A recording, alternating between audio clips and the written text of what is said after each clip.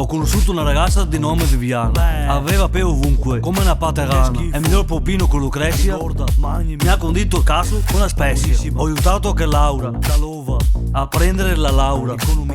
Vanessa mi ha chiesto una mano, gli ho risposto ma non voglio le a mano.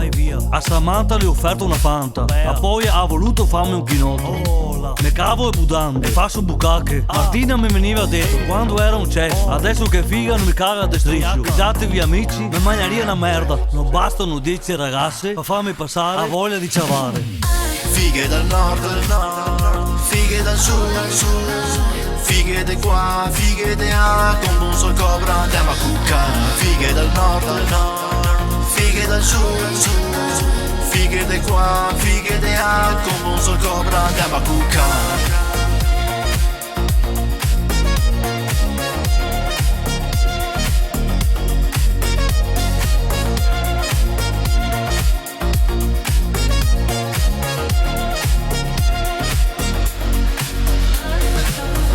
Alice l'ho conosciuto in fattoria. Voleva farlo a pecora e l'ho fatta a mia. Maria era magra come una scapria. Potete i nomi come Messia. Maddalena l'ho scopata in Natalena. E era una baena. Deve essere magra e farà bene da mangiare. E soprattutto non te da rompermi i coglioni. Buon cobra, fitto rum a terra. Mai poi mai, voglio una mogliera. Ragazze da serie se ne trovano poche. Come Matilde e altre ocche. Con Pamela ho sburato molto. Seghe tutti i modi. Sembrava un folpo. 10 ragazze per me non possono bastare. Giorgia, vai in cucina a cucinare.